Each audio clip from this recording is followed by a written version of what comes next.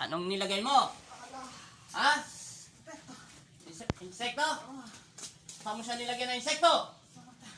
Tanggalin mo at gamitin mo yung dalawang kamay mo. Inuutusan kita ngayon. Tanggalin mo. May tanggalin po ko. Sige na nakita. Gamitin mo at tanggalin mo. Tanggalin mo. Tanggalin mo yung kamay mo at tanggalin mo. Tanggalin mo. Tanggalin mo. Bilisan mo. Hindi ka makakawala. Tanggalin mo. Alis na! Hindi ka muna alis hanggang wala ko sinasabi. Tanggalin mo. Gamitin mo yung kamay mo at tanggalin mo. Ayoko na! Tatanggalin mo. O sige, tanggalin mo. Gamitin mo yung kamay mo. Tanggalin mo. Gamitin mo. Naintindihan mo? Oo na! Ano ka? Ayoko na. Isang tanong, isang sagot. Tao ka ba o hindi? Tama na. Tatanggalin mo. Oo, tanggalin ko na. O sige, tanggalin mo. Wala na. Wala na. Wala. Paupuin mo na maayos to. Umupo ka na maayos. Hindi ka muna kita papakawalan. Tanda mo sinasabi sa'yo. Sinungaling ka at titignan ko ang kaluluwa mo. Isa kang demonyo. At nakatira ka sa puno. Ayoko na. Yung totoo. Ayoko na, masakit. Yung totoo. Masakit! Ha? Ha? Naintindihan mo sinasabi ko? Oo na! Ano ka? Pag nagsinungaling ka, hindi kita papakawalan. Ha? Ayoko na! Yung totoo, ano ka? Ayoko na! Yung ano? Ayoko na po! Tugo! Ano ka? Tao! Sinungaling. Wala Ano ka? na! Ha? Ano ka? Tao ka talaga? Oh, Saan ka nakatira? Asko mo. Asko mo? Anong pangalan mo? Carmelita. Sinungaling. Ayoko na po! Umpisa Kawalan na. mo na ako. Hindi kita papakawalan. Carmelita, ano apelido mo? O kaya! Sinungaling! Sinungaling ka talaga. Nakikita na kita, nagsisinungaling ka pa. Ha? Paano mo siya nalagyan ng pinsala sa mata nung ganun kabilis? Kung hindi ka. Ha? Wala akong pakialam kung anong ginawa kasalanan ng taong ito. Pero wala akong karapatan din na pangunahan ng Panginoon namin. Ha? Hey! Intindihan mo? Ha? Oo! Tatanggalin mo? Tanggalin ko na. Tanggalin mo! Gamitin mo yung kamay mo. Pag hindi mo tinanggal yan, Ah! tanggalin mo. Hindi ganyan na pagtanggal. Kunin mo sa loob ng mata niya. Kunin mo! Tapon mo! Kini katangan me Ayusin mo! Pagalsak. Ayusin Tapon mo! Bilisan mo! Bilisan mo! Camera patay ka ka. Ay dati mo. Meron ba? Umupo ka na maayos!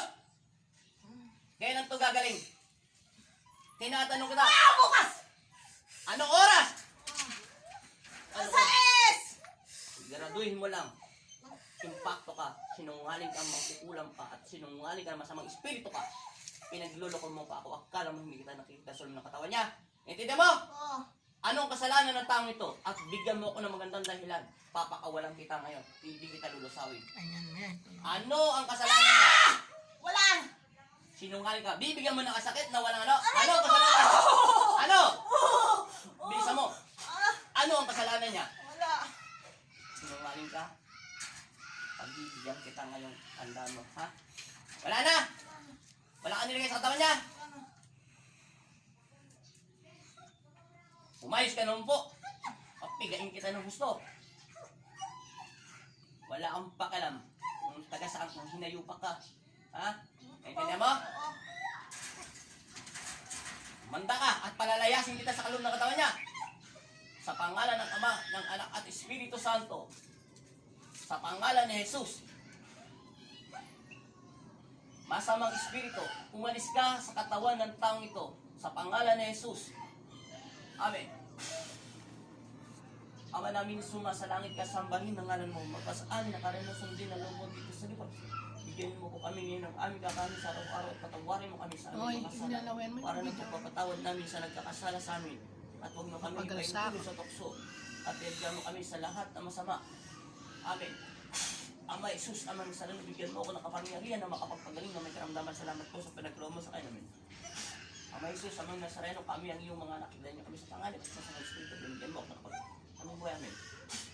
Sa pangalan ni Jesus, ginigising ko ang iyong kaluluwa at bumalik ka sa katawan lupa mo sa utos ni Jesus. Gising. Nasaan ka kanina? Babamampa mo. At tanungin kita, nasaan ka kanina? Wala kang alala? Wala kang pinuntahang bahay? Saan? Isang gamot. Sa manggagamot. Kanino? Dito lang? Hindi ka pinalis ng Diyos?